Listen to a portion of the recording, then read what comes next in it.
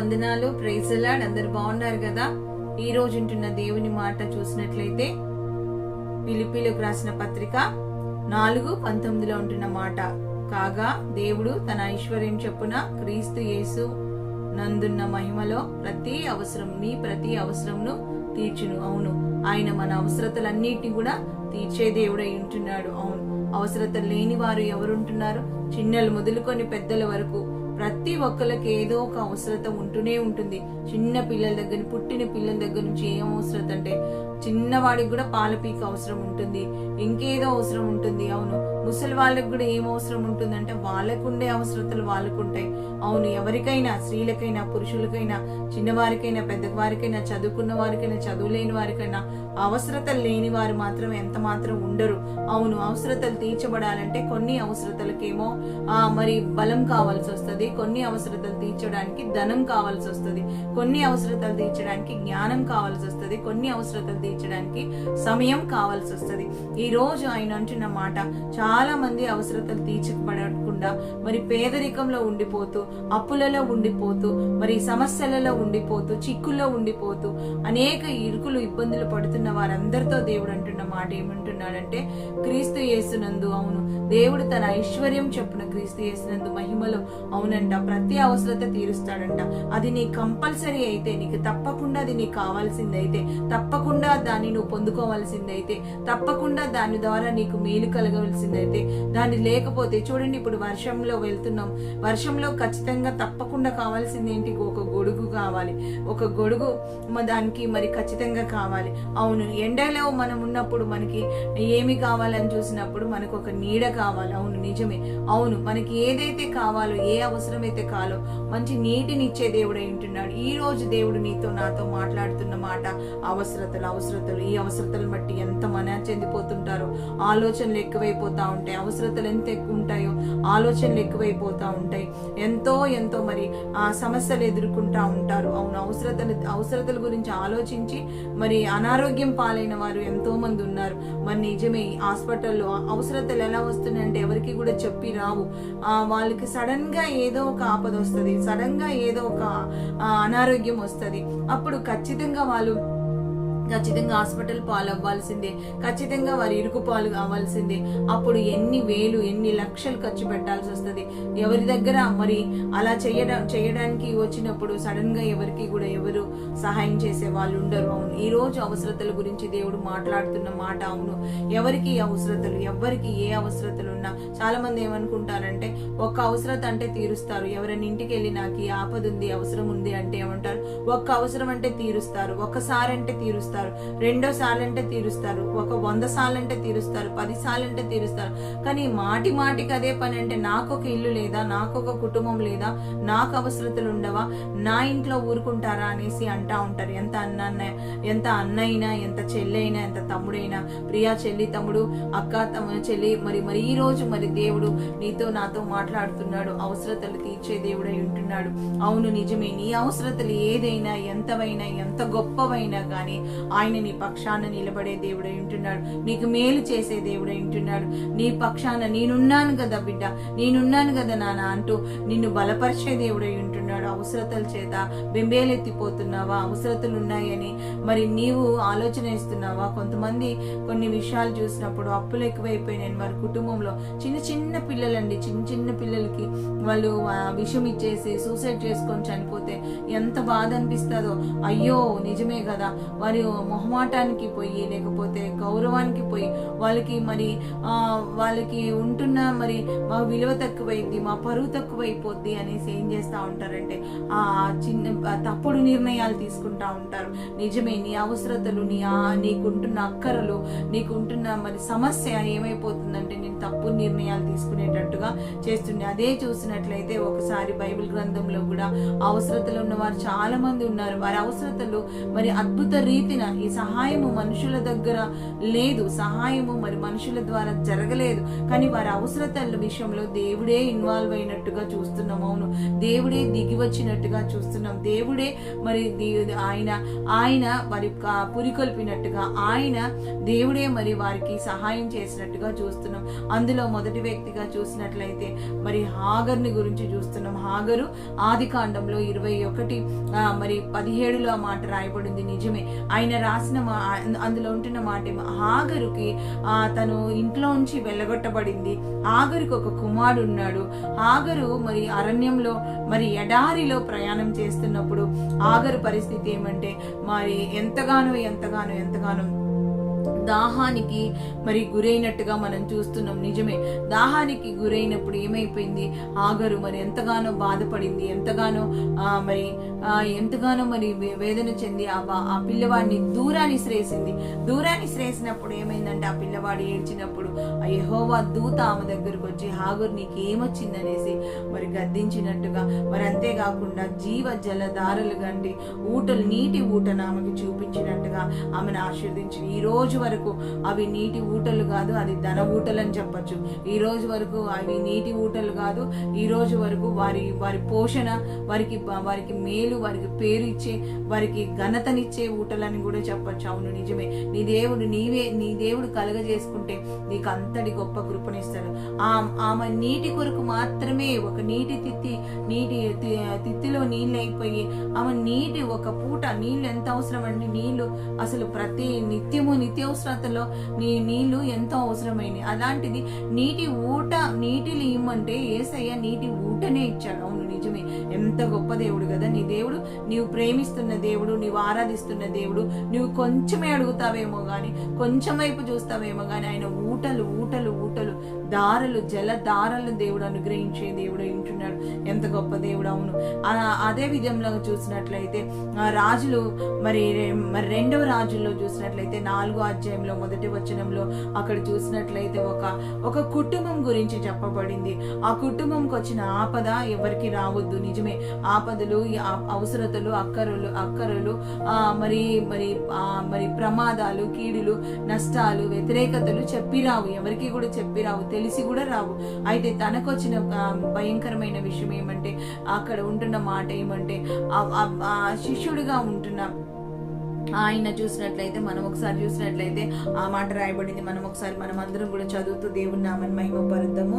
మనమందరం కూడా ముందుకు వస్తూ ఈ మాట క్లియర్ గా చదువుదాము. అప్పుడు చూసినట్లయితే అంతటా ప్రవక్తల శిష్యులలో ఒకని భార్య నీ దాసుడైన నా పెనిమిటి చనిపోయెను. అతడు యెహోవా యందు భక్తి గలవాడై ఉండెను. నీకు తెలిసేయున్నది. ఇప్పుడు అప్పులవాడు నా 2 కుమారులు తనకు దాసులుగా ఉండుటకై వారిని పట్టుకొని పోవుటకు వచ్చి ఉన్నాడని ఎలీషాకు మొరపెట్టగా. నిజమే, ఆయన అంటున్న మాట ఏంటి, అప్పుల వారు వచ్చారు. ఈమె సమస్య ఏమంటే అప్పులండి, తీరని అప్పులు, లక్షల అప్పులు, కోట్ల అప్పులు. నిజమే, ఎక్కడ చూసినా అప్పులు, చుట్టాల దగ్గర అప్పులే, మరి తెలిసిన వాళ్ళ దగ్గర అప్పులే, ఉద్యోగస్తులు పక్కనున్న ఇంటి ముందు వాళ్ళ దగ్గర అప్పులే, మరి అందరి దగ్గర అప్పులే. ఎటు చూసిన అప్పులతో మేము బ్రతుకుతున్నాం. ఎక్కడ ఈ అప్పులు ఎలా తీరపడతాయి? మాకు వచ్చే సంపాదన అరకొర సంపాదన, మాకున్నదేమో కొండంత అప్పు ఉందండి. మాకు కొంచెం కూడా కాదు, ఎంత అంటే మేము లెక్క పెట్టలేనంత అప్పు ఉంది. మరి ఏం చేద్దాం? ఈ సమస్య ఎలా పరిష్కరించబడుతుంది? నిజమే, ఎలీషా దగ్గరికి వచ్చి ఆమె అంటున్న మాట, శిష్యులయ్యా నీ శిష్యులు అతడు భక్తి గలవాడంట. అవును, భక్తి గలవారికి అప్పులు ఉంటాయా? నిజమే, భక్తి గలవారికి కూడా అప్పులు ఉంటాయి. నిజమే, అప్పులు లేని వారు ఎవరు ఉంటారు? చాలా భక్తి చేస్తున్నాడు, పని చేయలేకపోయాడు.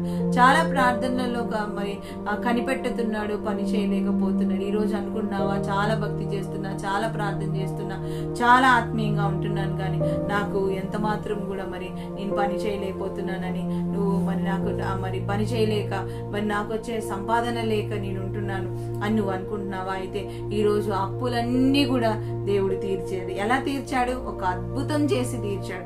ఎలా తీర్చాడు? ఒక ఆశ్చర్యకారం చేసి తీర్చాడు. ఎలా తీర్చాడు? ఎవ్వరూ తీర్చని రీతిలో ఆయన తీర్చాడు. ఎలా తీర్చాడు అంటే వారి ద్వారానే, వారి ఇంట్లోనే, వారికే మరి వారి కళ్ళ ముందే జరిగించి తీర్చాడు. అవును, ఎలా తీరుస్తాడంటే ఆయన నీ ద్వారానే నీ అంతట నీవే తీర్చుకునేటట్టు చేయగలడు. నీ అంతట నీవే దీవించబడేటట్టు చేయగలడు. నీ అంతటి నీవే లేవనెత్తబడేటట్టు దేవుడు చేయగలడు. అవును, ఈ రోజు నా అప్పులు ఎలా తీరుతున్నాయంటే ఒక గొప్ప అద్భుతం ఏమంటే చెప్పింది చేయడమే. ఏదైతే చెప్పాను, నీ ఇంట్లో ఏముంది? నిజమే. ఏముందంటే కొంచెమే నూనె ఉంది. నిజమే, కొంచెమే నూనె ఉంది. నూనె సాదృశ్యమైన, అవును, దేవుని ప్రార్థనకు, అది దేవుని ఆత్మకు సాదృశ్యంగా ఉంటుంది. ఆ కొంచాన్ని నువ్వు కలిగి ఉన్నావా? ఆ కొంచెమైన దేవుణ్ణి కలిగి, కొంచెం భక్తి ఉందా?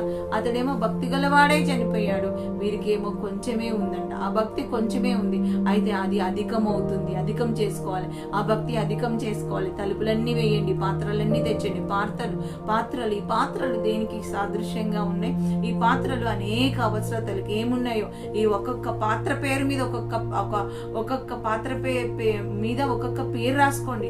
ఏమేమి ఉన్నాయో, ఇది స్కూల్ ఫీజు, ఇది బస్ ఫీజు, లేకపోతే ఇది ప్రొవిజన్స్ కావాలి, లేకపోతే ఇది హౌస్ రెంట్ కట్టాలి, ఇది కరెంట్ బిల్ కట్టాలి, ఇది పెట్రోల్ కొరకు, ఇది బస్సు మరి దాని కొరకు మరి కావాలి అనేసి మరి ఏదైతే ఉందో ప్రతిదీ కూడా అలా రాసుకొని, ఇది మెడిసిన్ కొరకు అని ఏదైతే నెల నెల ఏమైతున్నాయో అవసరతలు ఏమున్నాయో ఆ కుండల మీద అన్ని కూడా వాళ్ళు రాసేసుకున్నారంట.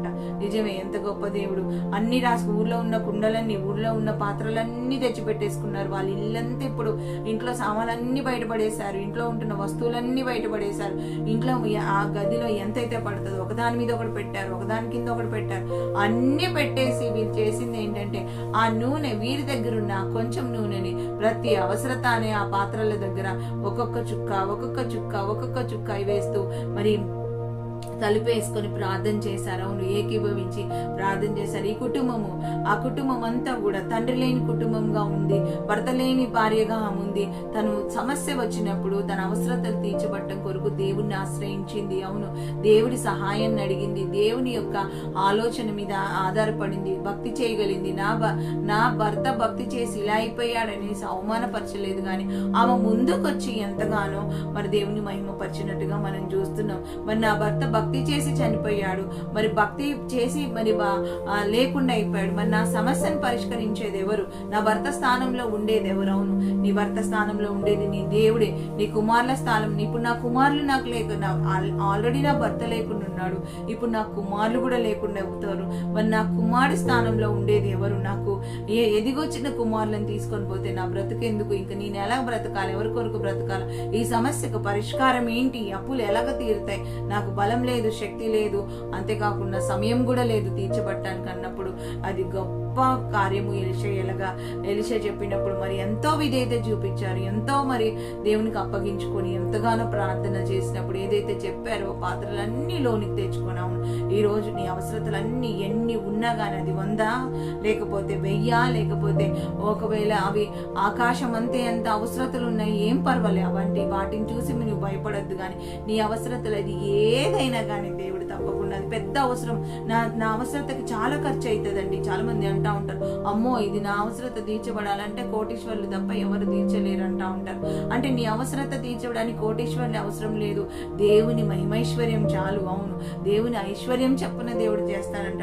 ఆయన ఎంత నువ్వు అనుకుంటున్న ట్రిలియనియర్స్ కంటే కూడా ఆయన ఎంత గొప్ప దేవుడు అంటే, భూమిని ఆకాశాన్ని కలగజేసిన దేవుడు. ఈ భూమిలో తవ్వి బంగారాన్ని తవ్వి మరి వజ్రాలను తీసుకుంటున్నారు కదా, అలాంటి నీ భూమిని ఆకాశాన్ని కలుగజేసిన వాడు ఎంత గొప్పవాడు. ఆయనే మనకి ఇచ్చే దేవుడు అయి ఉంటున్నాడు. నీ అవసరతల కొరకు ఆయనే ఇస్తాడు, ఆయనే ద్వారం తెరుస్తాడు. ఎంత గొప్ప విషయం అంటే ఆ పాత్రలన్నీ కూడా నింపబడ్డాయి, ఆ పాత్రలన్నీ కూడా మరి ఫుల్ఫిల్ అయిపోయినాయి. ఇంకా చేసేది ఏమి లేదు. మరి ఏం చేయాలన్నప్పుడు అవన్నీ అమ్మేసుకున్నప్పుడు ఆ నూనెలన్నీ అంత నూనెను అమ్మినప్పుడు చూడండి ఆయన ఎంత విలువగల వాటిగా మార్చాడు. ధనమంతా కూడా ఇప్పుడు చూడండి ఆ నూనె ధనంగా మార్చబడింది, ఆ నూనె డబ్బుగా మార్చబడింది, ఆ నూనె అవసరతలు తీర్చేదిగా, అప్పులు తీర్చి మిగులుబాటు కలిగేదిగా మార్చబడింది, ఆ నూనె పోషించేదిగా మార్చబడింది, ఆ నూనె ఇంకా వీరికి గౌరవాన్ని తెచ్చేదిగా ఉంది. నిజమే, అవును నిజమే. ఆ శిష్యుడు భక్తి చేసి మరి చనిపోయాడు. అవసరతలు తీరిన ఆ కుటుంబానికి ఎంత గొప్ప కార్యం జరిగిందో, ఎంత గొప్ప కార్యం జరిగిందో. అందుకే ఆయన విధవరాల పక్షాన ఆయన వేద్యమాడే దేవుడై ఉంటున్నాడు, విధవరాల పక్షాన ఆయన నిలబడే దేవుడై ఉంటున్నాడు, విధవరాల పక్షాన ఆయన గొప్ప కార్యం జరిగించే దేవుడే. నువ్వెవరివై ఉంటే నేను ఒంటరిగా ఉన్నాను, నా కుటుంబాన్ని నేను ఎలా పోషించుకోగలను, నా కుటుంబ పరిస్థితి ఏంటి, నా పిల్లల పరిస్థితి ఏంటి, ఒక్క రెక్కే కొట్టుకుంటుంది, ఇంకో రెక్క ఊడిపోయింది పడిపోయింది అని నువ్వు బాధపడుతున్నావా? అయితే దేవుడు నీ పక్షాన ఉండి గొప్ప కార్యం జరిగిస్తాడు. నీ పిల్లలకు అన్యాయం చేయడు, నీకు అన్యాయం చేయడు. ఆయన నీ సృష్టికర్త అయిన దేవుడు, నీకు పెనిమిటిగా ఉన్న దేవుడై ఉంటున్నాడు, నీకు తండ్రిగా ఉన్న దేవుడై ఉంటున్నాడు, నీ ప్రతి అవసరత తీర్చే దేవుడై ఉంటున్నాడు. ప్రియా తమ్ముడు, చెల్లి, అక్క, అన్న, ఒకసారి చూసినట్లయితే మనం అందరం కూడా ప్రభు పాదాలు పట్టుకుందాం. నా పరిస్థితి ఇదే అని అప్పగించుకుందాం, ఆశీర్వాదాలు పొందుకుందాం, మన అవసరతలన్నీ తీర్చబడతాయి. ఈ రోజు ఎవరిదైతే మ్యారేజ్ డే, బర్త్డే సెలబ్రేషన్ ఉందో వారి దేవుడు దీవించలాగిన, మెమరబుల్ డే ఉందో తీర్చలాగిన, ప్రతి అవసరత ప్రయాణాల్లో తోడుగా ఉండలాగిన, ప్రెగ్నెన్సీని దేవుడు అనుగ్రహించిన, వివాహాల విషయంలో మేలు చేయాలన, గర్భఫలాన్ని కలగజే, చదువుల్లో మంచి ర్యాంకర్ గా టాపర్స్ గా దేవుడు నిలబెట్టలాగిన, మరి దేవుడు ఏదైతే వ్యాపారం దీవించబడాలి, ఉద్యోగం దీవించబడాలి, సమాధానం కలగాలి, నెమ్మది కలగాలి, కుటుంబంలో ఐక్యత కలగాలి, ప్రతి కీడు తప్పించబడాలని నమ్ముతూ మరి ముందు దేవుని పాదాలు పట్టుకుంటూ ఈ దినచర్య అంతట్లో దేవుడు తోడుగా ఉండులాగున, మరి ఈ దినంలో ఉంటున్న ప్రతి కీడు తప్పించబడాలని మనందరం కూడా ముందుకు వస్తూ మరి చిన్న ప్రార్థనతో గొప్ప దేవుడి పాదాలు పట్టుకుందాం. వారి జీవితంలో జరిగించిన దేవుడు ఆఖరి జీవితంలో అద్భుతం జరిగింది, మరి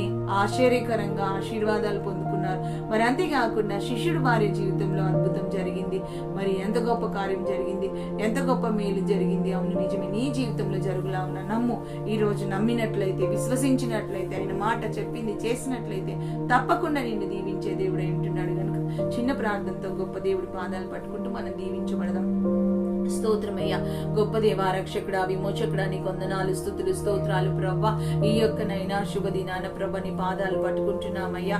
నైనా నీ వందనాలు ప్రభ. నీ మహిమైశ్వర్యం, దేవుడు తన మహిమైశ్వర్యంలో క్రీస్తు యేసునందున్నావు తండ్రి. అవునయ్యా, నీ నీ మహిమైశ్వర్యము నైనా ద్వారాలు తెరవబడును గాక.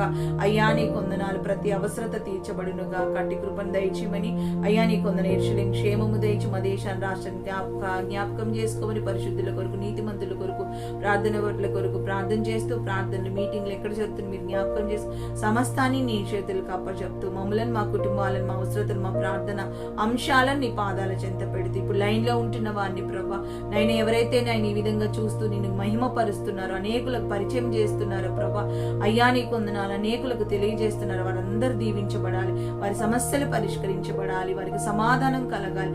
యేసు నామములో అవసరతలు తీర్చబడును గాక. యేసు నామములో అవసరతలు, యేసు నామములో ప్రభా ఖాళీ పాత్రలు నింపబడ్డట్టు ప్రభా యేసు నామములో నింపబడును గాక, లేకపోవును గాక. నైనా అటు కృపను దయచేయమని ప్రభా నిన్నే స్తుతిస్తూ ప్రభా ఈ దినచర్య అంతా నీ చేతులకు అప్పచెప్తూ నైనా నేల మట్టికి తగ్గించుకుంటూ, అల్పులం అయోగ్యులమని ప్రభా, బ్రతికిస్తే బ్రతికే వారమని, కాపాడితే కాపాడబడే వారమని ప్రభా మమ్మల్ని మేము తగ్గించుకుంటూ నీ చేతులు అప్పచెప్తూ నజరేయుడు సర్వశక్తిమంతుడైన యేసయ్య నామములో అడిగి వేడుకుంటూ ప్రార్థిస్తున్నాం తండ్రి. ఆమేన్, ఆమేన్, ఆమేన్, ఆమేన్. అవసరతలన్నీ తీర్చబడి ఆశీర్వదించబడుదురుగాక. ఆమేన్. God bless you.